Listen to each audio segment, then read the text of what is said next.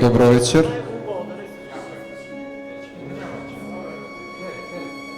Прејако е. Прејако. Сега е добро. Добро вечер, повелете да чуеме неколку зборови за македонските современи класици.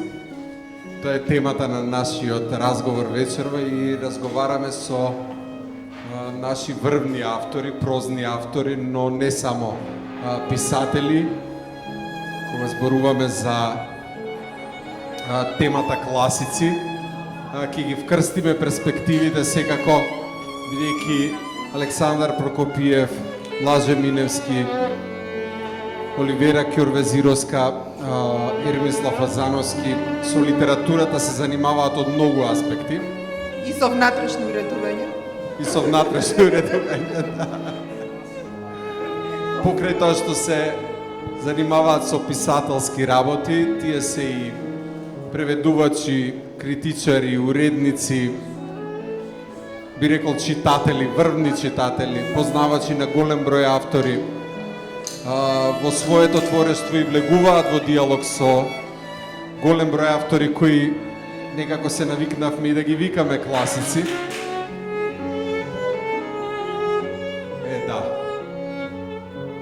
Има разговор, треба да има малку тишина.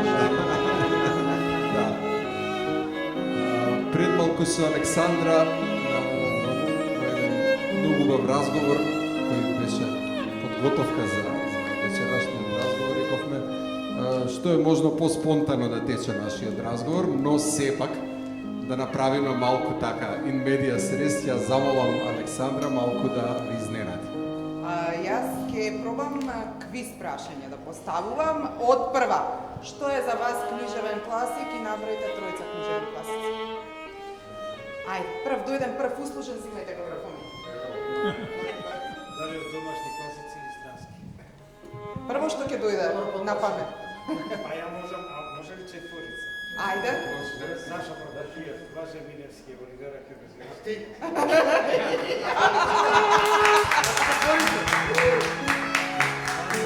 Предпоставувам дека Ермис Мон. ќе рипнеме дефиницијата што е книжевен класик. Да, бидејќи ме изненади. Тоа даде точниот одговор. Ме изненадила со класик, не знаев дека спаѓам тука, но сега кога седнав и одвај а како ќе станам не знам, значи класик, да, мислам дека почна да ме болат коските. Другите, истото прашање, одговорите. Петир Андреевски, Славко Јаневски, Димитар Солев. Имаме уште еден микрофон. Имате микрофон? Да. Имате, за секој.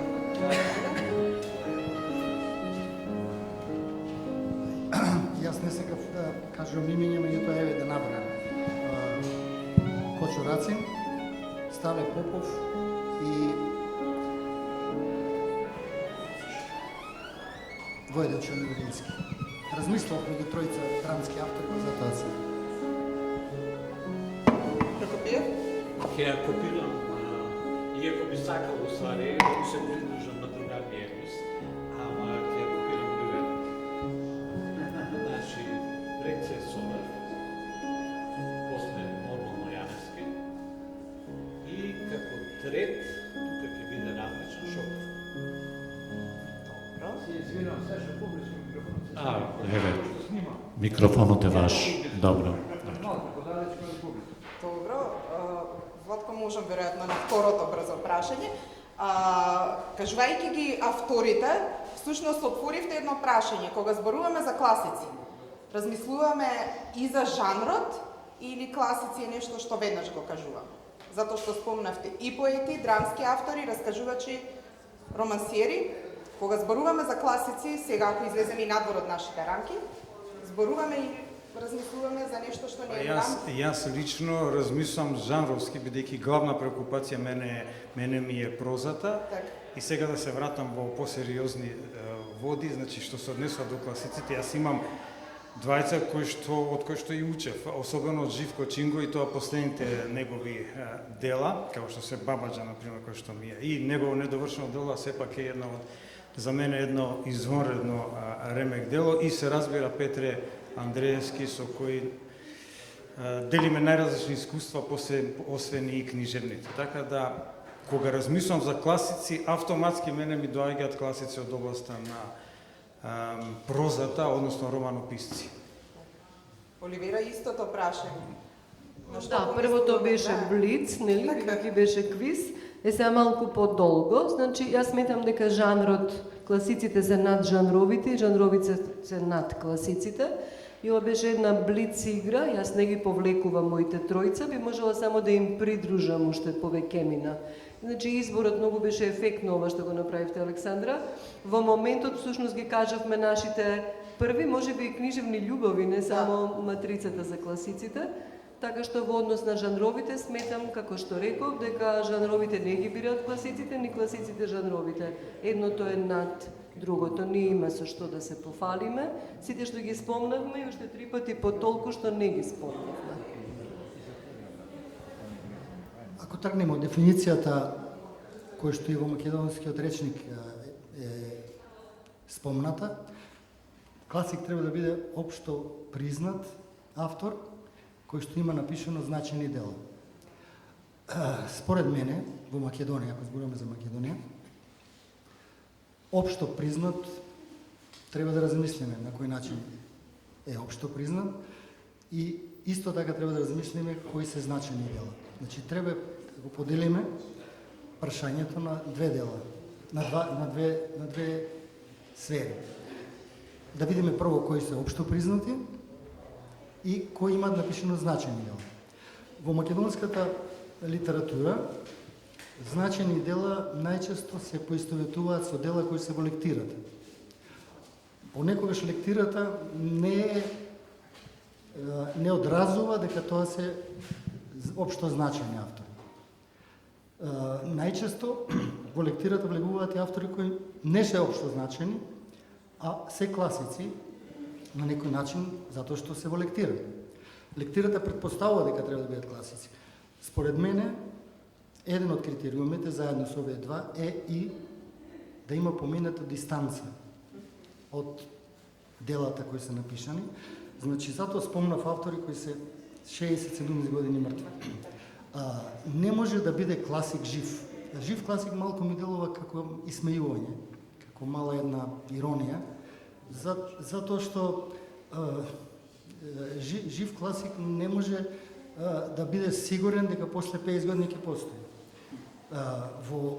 Има голем број на примери каде што додека бил жив го читале изворедно многу и бил класик во однос на тоа колку го читале. Например, во Италија еден Аксел Мунте бил изворедно читан, никој не го спомнал ни да го знае веќе. Нобеловата награда првите 10 години е доделувана на автори од кои што останал само Райкард Киплинг. Никој не се сеќава на другите 9. Значи, многу е сериозно ако се размислува во контекст на тоа како да се дефинира терминот класик, дали преку значените дела или преку општо признатост. Значи, видовме во овие два примери дека општо признати автори веќе не се класици и не напишале значајни дела, како што било во моментот кога почнале да пишуваат и кога за нив сите зборувале. Првите 10 години, например, од општо значајните автори, Толстој не ја добил Нобеловата награда. А тој е класик. Значи има значајни дела. А не е општо признат. Значи, според тоа, дека не има доделена Нобеловата награда. И така, натаму да го отвориме и ова прашање, понатаму ќе разговараме посериозно. Да, веќе кога разговараме сериозно, тогаш мораме секој да си потегне свој аспект. Значи, за мене е класичен оној автор што и денеска се чита со возбуда. А во смисла на Тоа како се одредуваат класиците, ќе се само цитирам, благодарение на Оливера, кој е уредник на една моја есеистичка книга, која гледам се разгреба по градот. Значи, тоа е книгата со 3 типа на писатели и нивниот однос кон сопствената литература и односот кон неа од критериуми кои се често критериуми на утврдување на нивниот значај во таа литература. Значи, ја ги одградив као трибун, хронистерик и номад. И во таа смисла многу е лесно да се игра со овие 3 имиња и со анекдоти и примери и од животинскиот свет и од геометријата, што го правам во книгата, а сега ми текна една со Вселената. Имено трибунот е како сонце, затоа што тој едноставно е многу важен за својата национална литература и он се складира во таа литература во однос на други работи кои не се врзани само со литературата. Значи, тоа е самобитноста, јазикот, историјата и така натаму, и традицијата нормално. Хронистерици, во сите овие 3 категории има извонредни писатели. Значи, ја го спомна Бажа Толстој. Толстој бил исто трибун, Достоевски би бил хронистерик, Чехов би бил номад, ако веќе зборуваме за руската литература. Значи, хронистерици би биле астероиди. Тие пламтат и горат и во својот пат изгоруваат. Често се врзани за големи идеи. Во тие големи идеи се втурнуваат со целото свое пишување, што во однос на нив, односно на нивното признавање, може да има двоен ефект. Значи, они со своето дело после оставаат трага, како метеорита, но пошто прегоруваат во нешто што е, да кажеме, религија, патриотизам, став, често содржуваат и жртви на одредени други компоненти, кои не им наштетуваат на делото, но наштетуваат на нивната судбина. И номадите се како астероиди. Тие се многу непредвидливи, тие немаат лет кој се гледа, тие одат, некои стануваат и прав, небесен, а некои едноставно кога ќе удрат, создаваат експлозија.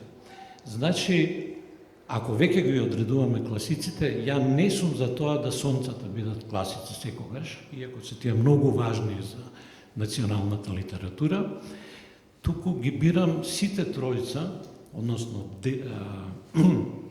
луѓе кои припаѓаат на сите овие 3 категории, а единствена оценка моја лична, како читател, кога ги читам со возбуда, со трепет и се од светската литература има многу, кај нас овие што ги набројав, се автори кои има Стендел и Стенделов синдром, кога читате нешто, се тресете и влегувате во една друга форма на психичко расположение. Значи, тие автори се кои кај мене побудуваат воодушевување без оглед од кога починале, без оглед какви биле во животот, без оглед како во националниот критериум се третираат денес. Значи, мене ми е важно делото и авторот. Во фамозната книга на Итало Калвино, зошто ги читаме класиците, веројатно тоа прашање ќе си го поставиме повеќе пати вечерва и веќе имаме многу убави одговори до сега, дури и со листите што ги кажавте, нели, оние спонтани ваши одговори. Тој вели дека класик е неговиот обид за дефиниција, нели, не е лесно да се дефинира, вели тој е автор за кој никогаш не може да кажеме го прочитав. Дали се тоа автори на дела во кои повеќе, мислам дека Блажа ни даде до некаде и одговор на ова прашање, дека тој фамозен тест на времето, нели, што е широк поим, дали се тоа 5 генерации, 50 години, векови и така натаму, дали се тоа автори на дела во кои не само што читателите, како што рековте, многу убаво реагираме на нивните дела после многу време, туку и автори кои провоцираат да се влезе во творечки диалог. Бидејќи знам дека ако нешто има многу НЗС меѓу вашите творештва кои се многу богати, но ако нешто може да ве обедини би бил тој диалог со различни автори. Се разбира како што бе и различни вашите одговори. Дали самата идеја да се влезе во диалог творечки со некои писатели од минатото до некаде ги враќа во колективната меморија на еден многу креативен и отворен начин. Дали може би едно ваше искуство, секој од вас може да одбере во моментов исто спонтано со кој автор сте влегле во таков диалог, давајки некогаш видлив, некогаш помалку видлив и многу суптилен омаж. Само кратко ќе се надоврзам нова класична книжевност. Доколку би организирале сега симпозиум, а темата на симпозиумот би била македонската класична книжевност. Мислам дека сите реферати кои што ќе се пријават ќе бидат на авторите до 90-тите години од прилика, затоа што мислам дека за мене класичната македонска книжевност е временски одредена над 19-тиот век до почетокот на односно 19-тиот и 20-тиот век се до 90-тите години, кога навистина можеме да зборуваме за класична македонска книжевност, затоа што после 90-тите години, односно самостојањето на Македонија, настана еден пресврт, особено тематски. Жанровски не толку, иако и жанровски, бидејќи романот доживеа невидена експанзија, иако поезијата, класичната поезија македонска си е стандардна и таа секогаш е актуелна, но мислам дека после 90-тите години тоа што се случи од тематска гледна точка и од интересот на авторите се разликува од тоа што јас го дефинирам како македонска класична книжевност. Ако сакам, а бидејќи го спомнав Живко Чингов, ако сакам со некој да комуницирам и ден денес да побарам идеи или така натаму, тоа секако би бил тој. Иако звучи како флоскула, мислам дека не е возможно да пишуваме без да читаме. И читањето не е нашата база, така што како ќе се однесуваме кон писателите претходници, без друго со почит, им должиме читање, и оно што особено ми е блиско и до мојата раскажувачка поетика, е чествувањето на претходниците да не биде само од аспект на постојано читање, препрочитување, коментирање и така натаму, туку за нешто што е инкорпорирање, вметнување на претходниците во нашите писма. Многу често зборувам за ова, веројатно затоа што е тоа моја раскажувачка поетика.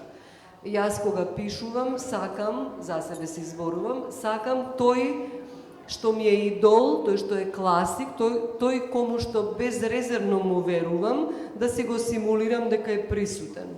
Сум кажувала и друг пат, како кога сме деца, кога се учиме да веземе и да плетеме, седи некој до нас и не гледа. Истата таа улога ја гледам и во пишувањето. Мојата поетика е таква, јас ги ставам претходниците својот почит во разни констелации книжевни, некогаш и како ликови, некогаш правам омажи на нивните дела, но во секој случај функцијата на чествување во најширока смисла на зборот е нешто што сметам дека е неопходно за да имаме континуитет во книжевноста. Ништо не почнува од нас, ниту од која било генерација. Секогаш ние немаме обврска да пишуваме така и така, како што се бунтуваат младите писатели. Не сакам никој да ми кажува зашто да пишувам, да? И јас не сакам никој да ми кажува ни сега. Никога сум била млада, ниту сега. Меѓутоа, има нешто невидливо што мора да ја влечеме нишката за да припаѓаме кон националниот контекст. Не можеме да пречкртаме или да не знаеме што е зад нас. Мора да бидеме свесни дека таму, од каде што продолжуваме, дотука дошол некој друг.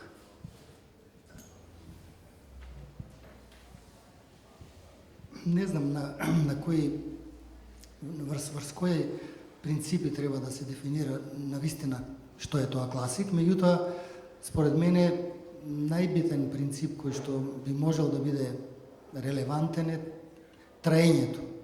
Ако не трае авторот, нема потреба ни да се спомнува на неговото место во книжевноста.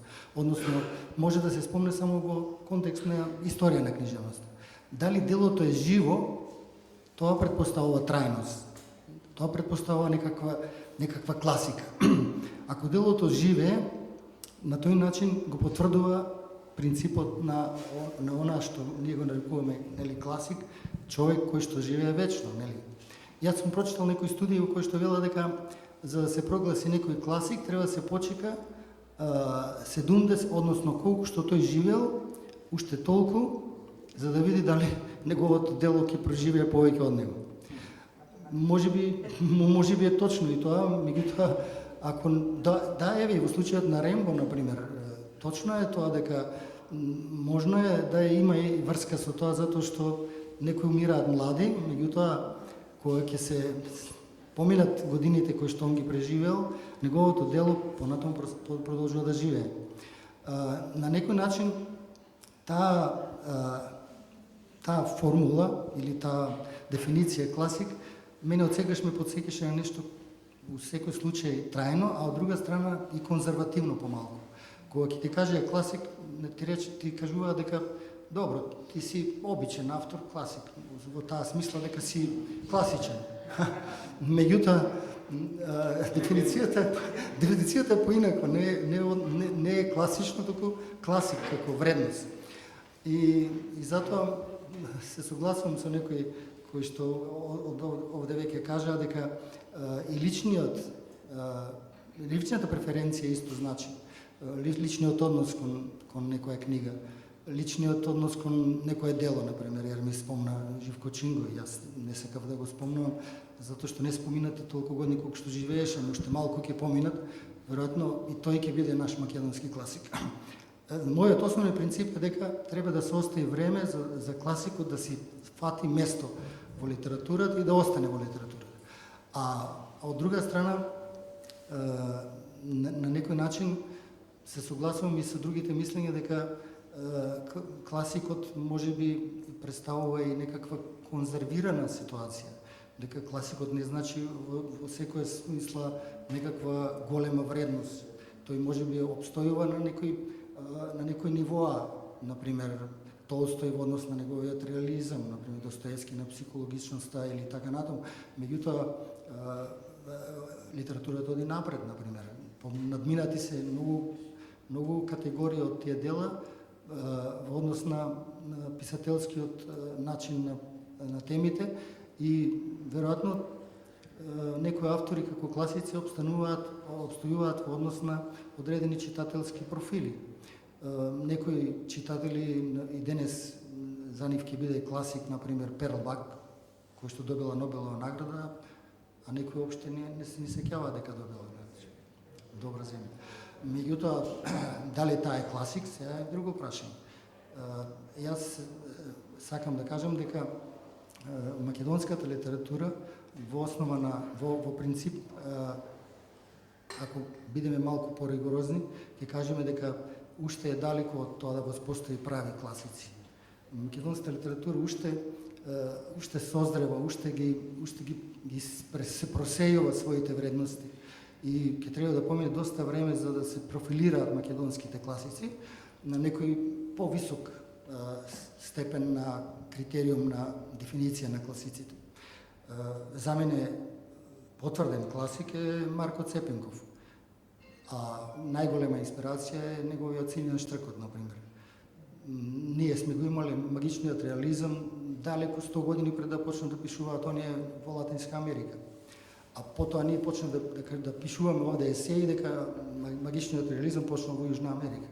Ние, веројатно, таа класика сме ја преживеле со еден лет на Силјан Штркот и веројатно тој Силјан Штркот од кој што ние веројатно како автори треба да потекнуваме како русите од шинелот на Гогол, треба да се согласиме само со тоа дека македонската книжевност е добра книжевност, дека имаме одлични автори и дека за класици ќе зборуваме тогаш кога ќе дојде време од историско книжевен аспект.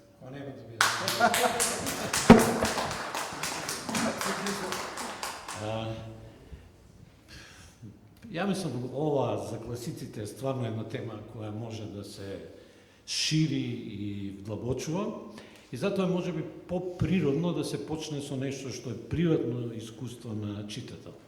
Иако сум љубител на тенисот, тоа Ерми знае, филмови сакам да гледам, но навечер најчесто заспивам со книга. И сега ми дојде прашањето што сум читал последната недела. Кога бев премногу зафатен со секојдневни ежедневни работи, ама сепак навечер си читав. И изборот е навистина многу личен. Го читав Калвино, ама не неговите есеи за класици, туку е една негова најприродна и многу читлива книга Марко Валдо. Потоа, пошто е во таа италијанска традиција, го читав Пирандело и неговите раскази за една година. И потоа, исто потоа, го читав Цепенков, односно неговите белешки, соживувања, значи не само силен штркот, и тоа е стварно фасцинантно дека таков човек не е. Имаме две личности, ако веќе зборуваме за македонската традиција, кои се фасцинантни како остварувања. И многу различни меѓу себе. Значи, од една страна го имаме Цепенков и тој негов вроден, раскажувачки, висок талент, кој навистина запрепастува дека тој човек може да создаде не само силен штркот, обработката на сите негови волшебни приказни, народни приказни, легенди се стварно, ако го споредите со другите собирачи во тоа време. Вториот е Прничев, една голема трагична фигура на исто извонреден талент. Ја тоа кога го гледав онај негов фотошоп фотослика во Охрид, на неговата зборување, ја бев запрепастен неговиот поглед. Толку има длабочина, нежност во тој поглед, што веднаш сте свесни дека е тој голем автор. Сега неговата судбината на Цепенков, друга приказна, ама тоа е врзано за некои други критериуми. Тоа е дека е многу важно човек да се надева дека ќе најде диалог со своите читатели. А дека тие читатели ќе дојдат, не е важно кога, во поглед на класиците, да ни живее македонскиот јазик и македонската литература, но многу е поважно да те читаат кога веќе не си жив. Затоа што ќе значи дека тоа дело вреди.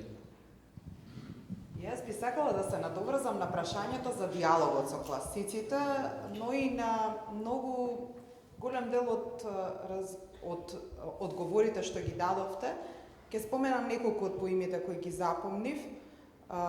Идоли, книжевни љубови, интимни читања и влегување во диалог, па во таа насока, во контекст на изложбата овде, во прекрасната рамка на самиот фестивал за македонските работи и повикувањето на Мисирков и се оно што го прави Букстер, би сакала вака исто искрено да ве прашам, колку сме подготвени критички да разговараме и да зборуваме за класиците? Оти досега некако зборувавме пиетет, омаш, уверување, некаква повлекување, континуитет, така натаму. Колку сме подготвени критички да настапиме, како писатели, како читатели, како книжевници?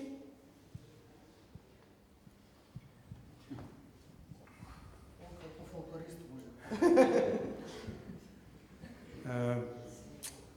Значи не можеме критички, особено, мислам, се разбира дека можеме, ама тоа влегува, да речеме, во сферата на теорија на литературата, на истражувањата, литературните истражувања, ако веќе зборуваме за некоја критика. Но, ако имаме омилен автор, македонски или странски и така натаму, тогаш се разбира дека, бидејќи го сакаме, немаме некаков јасен критички став кон тој писател, туку го примаме онаков каков што е.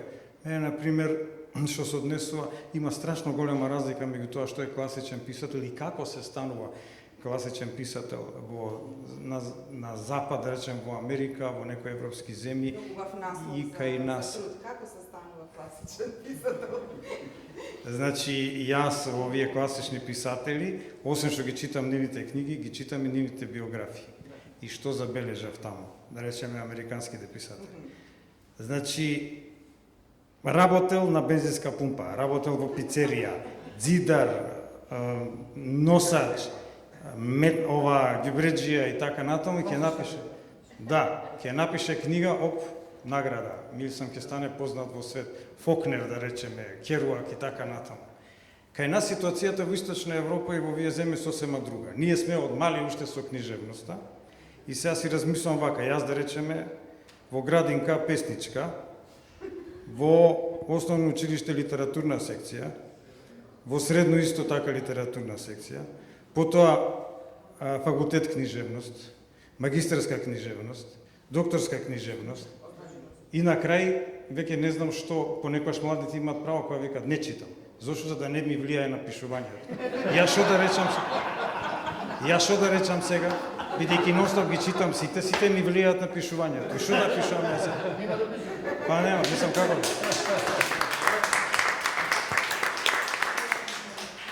И затоа сум во таква некоја творечка криза, да речеме, се што ќе напишам, дека е напишано. Сите ве читам. Така да им е многу полесно, понекогаш си викам да ја да нешто да направам со себе, да се вработам на бензинска нешто, пицерија, нешто, да сменам, затоа што меѓутоа нешто ми помина животот во нонстоп во читање на класици и на класична книжевност, и македонска и светска, и сега се наоѓам во таков еден ќорсока кога не сум на чисто со себе, што ми е оригинално.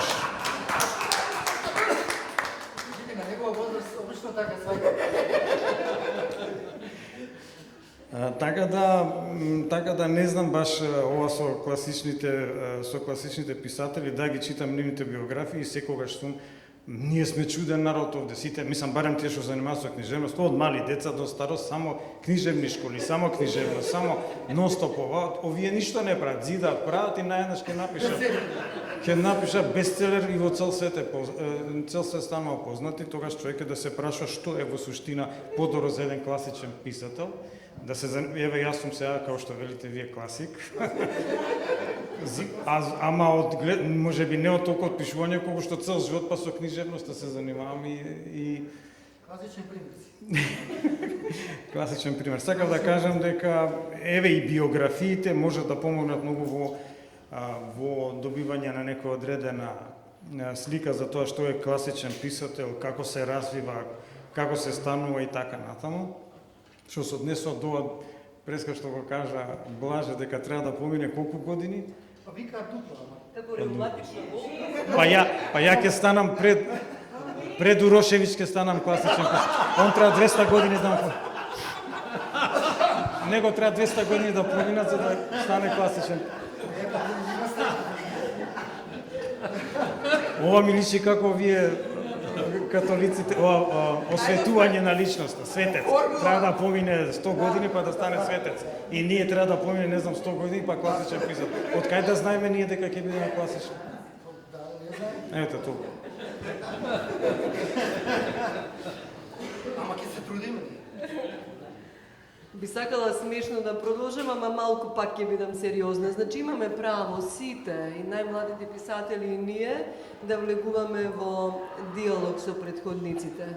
Но за да влезете во диалог со претходниците, мора да ги знаете. Има една неубава практика, нели, која ќе подостари писател како ние овде и сега младите, нели, ќе им наоѓаме мана, тие влегуваат во диалози со нешта што не ги знаат. И тоа не е убаво. За да влезете во диалог, морате нешто да знаете.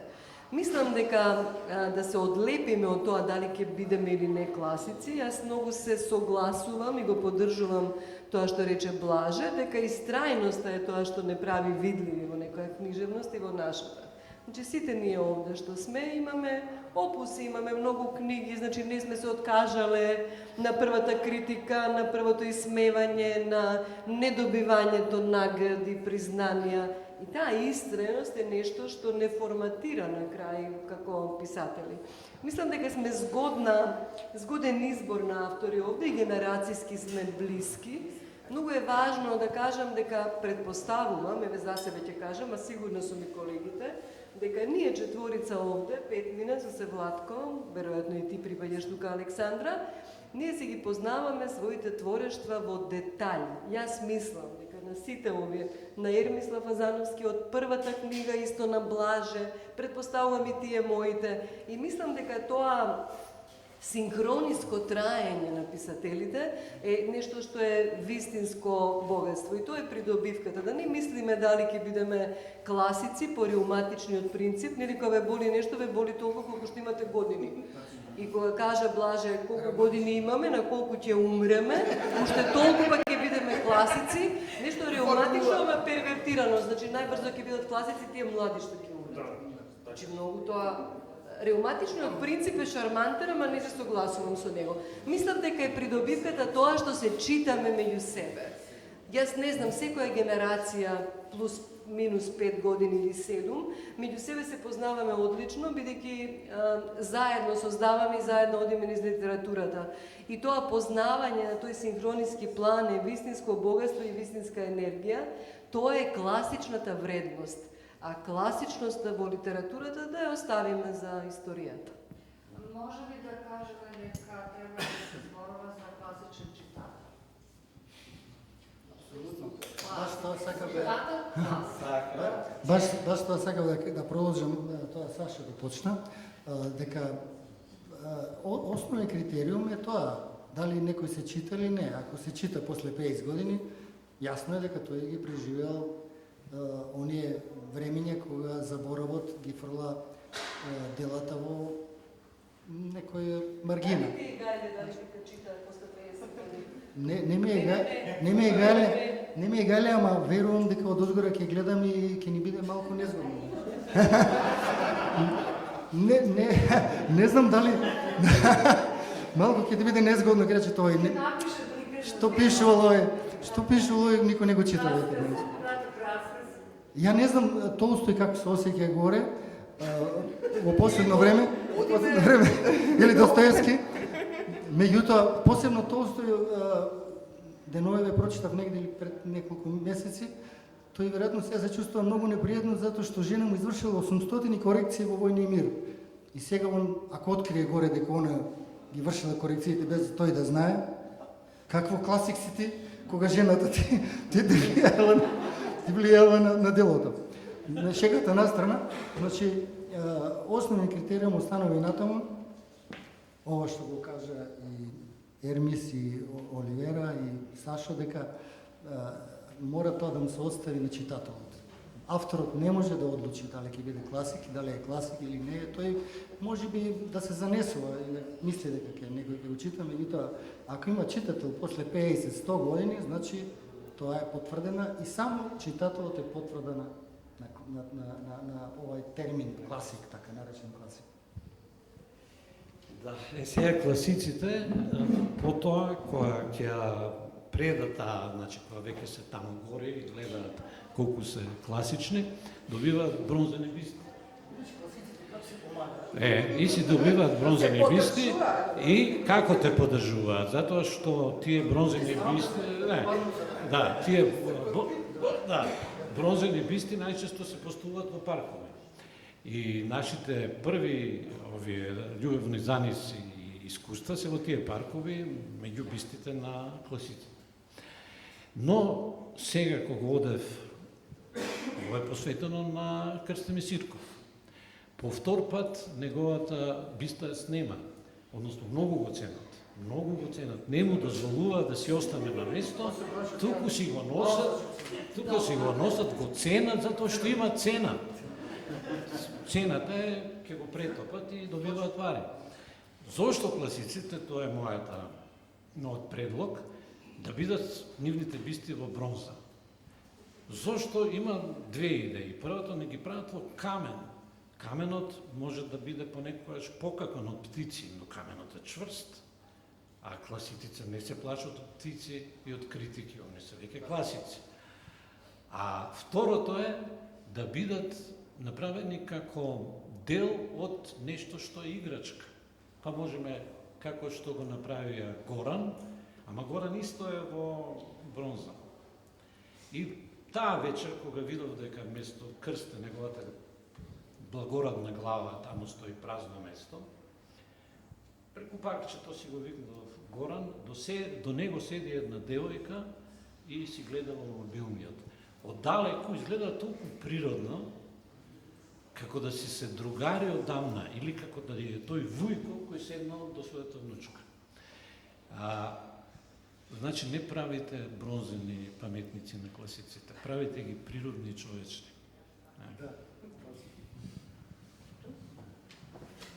Пак ми паднало. Девојте телевизија се мрда многу. Ја начнавме пред малку темата за тоа дека класикот се потврдува во повеќе генерации читатели.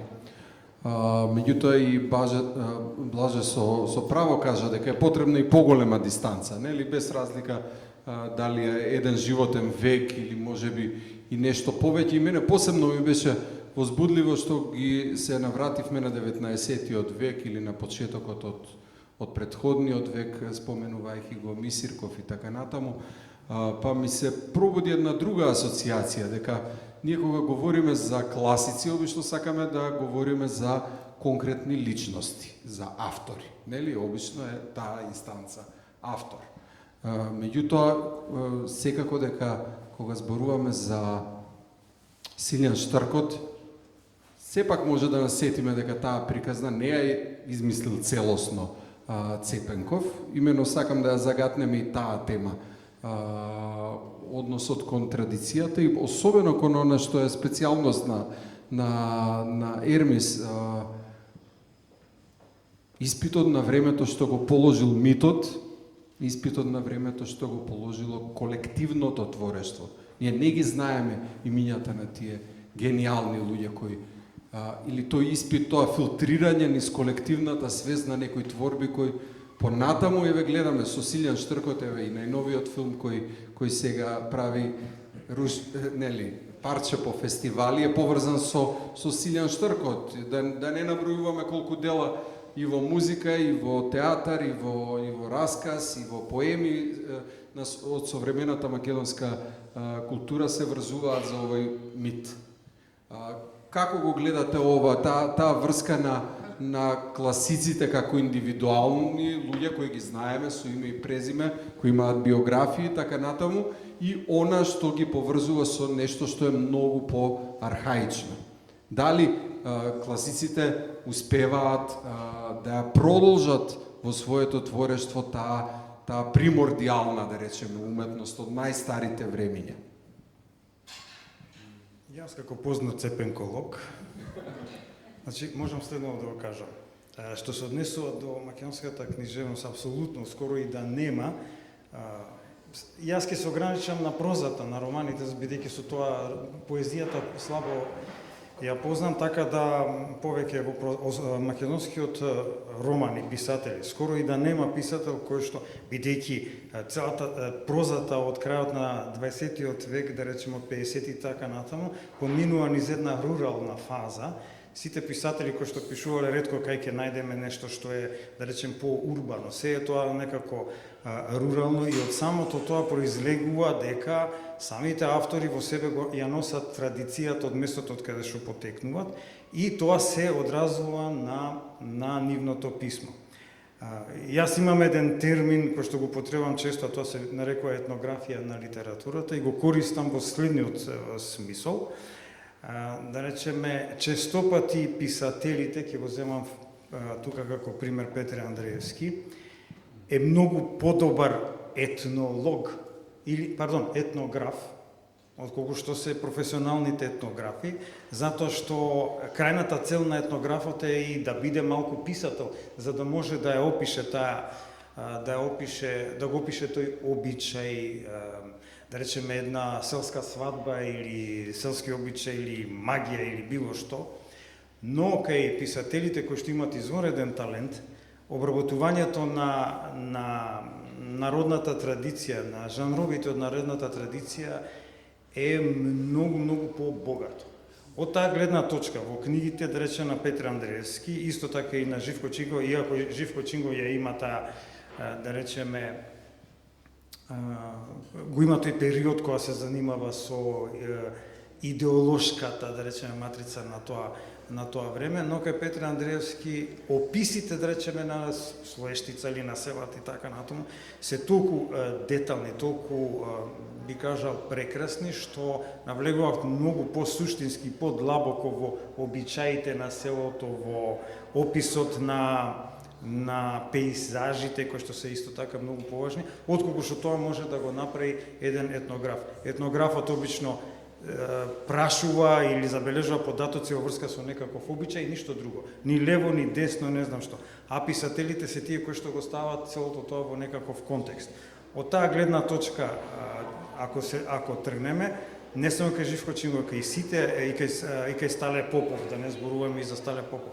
Значи, ако сакаме, например, денес велиме дека народната традиција полека, особено раскажувањето на приказки, исчезнува од теренот, односно луѓето бидејќи се под влијание на масовните медиуми, таа стара раскажувачка традиција изумира полека. Но, што можеме ние сега да правиме доколку сакаме да добиеме податоци за нашата народна традиција, доволно е да ги земеме нашите македонски класици. Настојувам на тоа дека класици се таму некако до 90-те години. Нашите македонски класици во чии дела можеме од чии дела можеме да извлечеме многу повеќе податоци за нашето минато, традицијата и културата, отколку што тоа може да го извлечеме, иако не го минимализирам, не ја минимализирам работата на етнолозите и на етнографите, особено етнолозите кои што го анализираат сето тоа.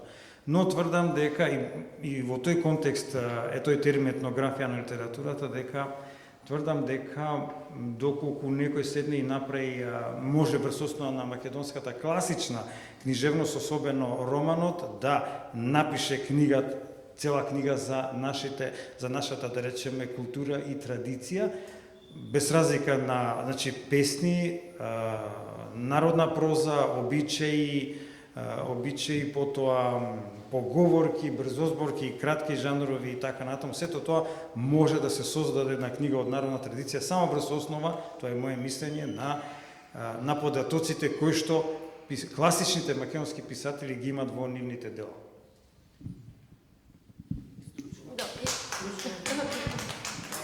Да се надобрзам само на Ермис, не мора тоа да го правиме само до класиците, тоа можеме и во современи романи. Од сега, од годинава, од лани, значи тоа што комуницираат писателите со современите сегашни, со класиците е една работа, а друго е што класиците со традицијата, па преку нив индиректно и сите ние со традицијата. Еве, да кажам, во моментот ми текнува има еден прекрасен расказ на Калина Малеска, Мојот непријател и Тарпео. Така се вика и збирката. Тоа е еден расказ кој што е едно ново читање на комуникација со и Тарпео. Тоа е таа комуникација директна или индиректна со традицијата, бидејќи никој не сме насадени овде, туку сме дојдени од тука. И комуникацијата со претходниците може да биде различна, може да биде творечка или чествувачка, како што објаснував претходно, но не е ни важно тоа. Ова што го кажува Ермис го има и во романите што излегуваат вчера, што ќе излезат утре. Во романот Свирци на Блаже Минески, колку материјал има за тоа што зборува Ермис? Тоа не е портретен, ниту некој историско-фикцијски роман, туку едноставно е роман, чиста фикција во кој што свирците се донесени, односно народните свирачи, до една раскошна и студија и не само класичен роман. За Гоце Делчев романот еве повторно за Блаже Миневски, тоа е историографска фикција на некој начин, меѓутоа таму комуникацијата со традицијата и со Гоце Делчев, со личност од нашето минато, е во друг формат направено. Свирци ми беше многу добар пример што во моментот ми текнува. Нашите писатели меѓу себе, тоа што мене многу ме интересира, имавме една интересна конференција денове во Институт за литература, каде што многу зборувавме за тоа, какви се врските на современиците во нашите писма. Ние се дружиме меѓу себе, но се дружат и нашите писма. Јас имам едно истражување што долго го правам, кој за кого што сме пишувале и кого каде можете да го најдете во расказите на Коле Чашуле, кои писатели ги има, во младите писатели кој кај кого. Мене ми беше многу возбудливо тоа во еден проект Книга за Петре што ја направивме, за Петре Андреевски по повод 90 години. Значи 19 писатели раскажавме нешто што подсетува на Петре Андреевски. Па имаше раскази во кои што Петре Андреевски е лик, имаше раскази во кои што не се спомнува Петре Андреевски, ама атмосферата е идентична како кај Петре Андреевски, тоа е чествување. И Венко Андоновски и Живко Грозановски напишаа раскази во кои што го нема Петре Андреевски. Читате и не знаете дека тоа не е Петре Андреевски. Блаже Миневски таму имаше расказ во кој што нема ниту еден негов збор, туку сите реченици се извадени од сите дела на Петре Андреевски, а направен е центон расказ кој што практично нема традиција. Ермис има анекдотски расказ таму. Жарко Којунџиски исто има расказ. Значи сметам дека тој проект, не го рекламирам проектот што сум го приредила, туку кажувам дека тоа е еден мал показ што правиме и што треба да правиме со традицијата синхрониски и диахрониски. Одлични обсервации и еве гледате, не знам дали има на друго место во светот, 4 класици вака добро да се почитуваат и сакат. Мислам тоа нигде нема. Сигурно нигде го нема. Класичен пример на македонската литература. Се надоврзувам на тоа атипично класичен. Се надоврзувам на ова што го каже Ермис и Оливера и Саша, дека мора да се тргне од нешто автентично, дека не може да има ниту класика, ниту книжевност ако нема автентичен корен. Ако не тргнеш од нешто што е твое, што го познаваш, што го чувствуваш и што е за тебе една не инспирација само, туку еден водич, еден ориентир кај треба да се движиш. Во светската книжевност класиците што останале, барем од оние што јас ги читам и ги препрочитувам, ниту еден нема кој што не пишува своја тема, кој не пишува тема која е автентична, која извира од тој народ, од тој фолклор, од таа негова околина. Спомнете кој сакате, и Толстој, и Достоевски, и Ман, ние сите, не ги набројуваме, единствено се обстанува во светот на книжевноста, ќе сватите на крајот и ќе го поддржите тоа дека се останува со автентична своја литература. Класик може да се стане само ако си дел од од тлото на кое што стоиш, на кое што си се развивал како човек и како литерат. И сега на крајот, пред да завршиме, да се надоврзам на овие бистите што спомнува се Саше. Има еден виц многу добар.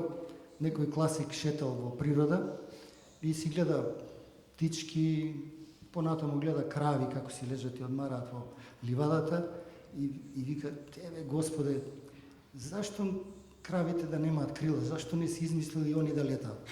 И во тој момент му прелетува една птичка и му се искакува на главата. Вика, сега разбирам. Добре, ти благодарам.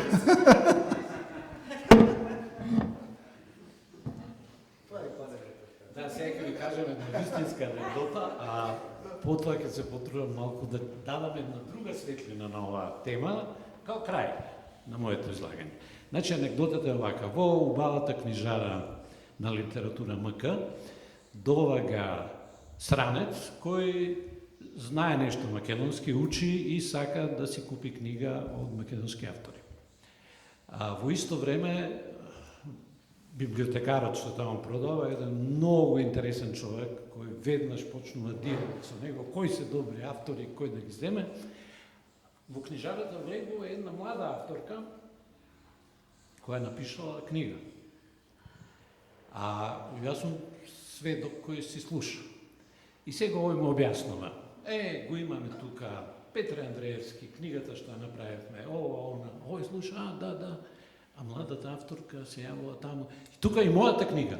Еве ја таму мојата книга.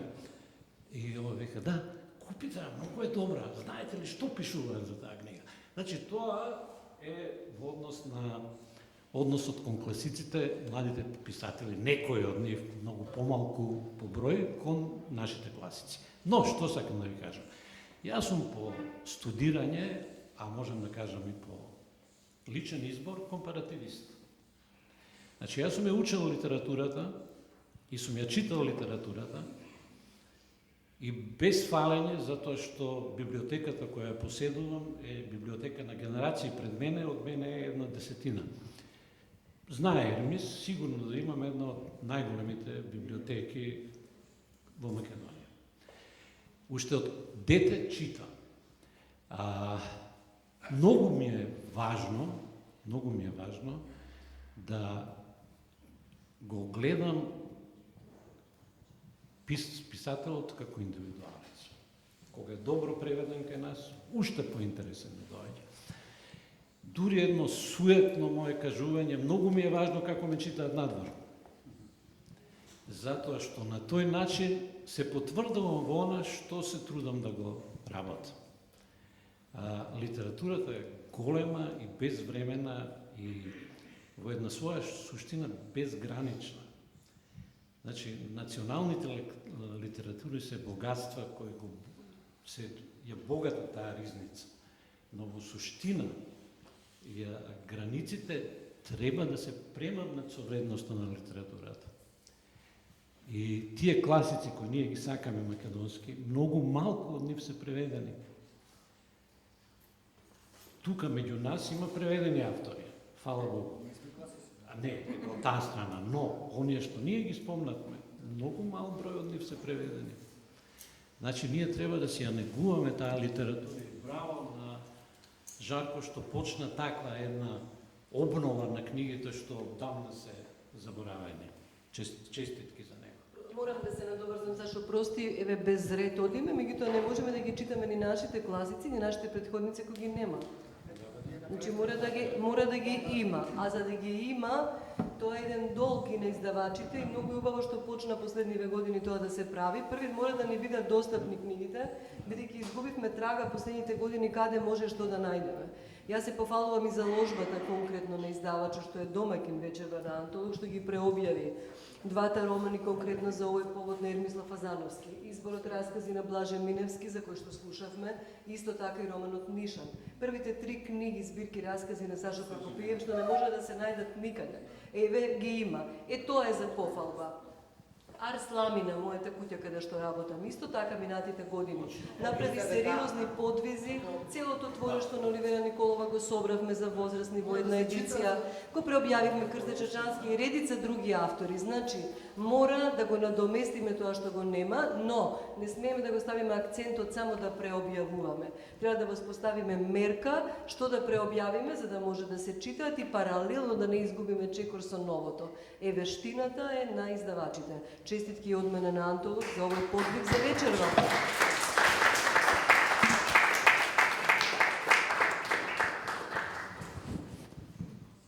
Мислам дека со овие прекрасни одговори или цели есеи во живо, раскази, анекдоти, вицови, жанровски многу богата вечер, сите заедно доживеавме. Она што сакавме да биде постигнато, да биде спонтано, мислам дека максимално убаво течеше.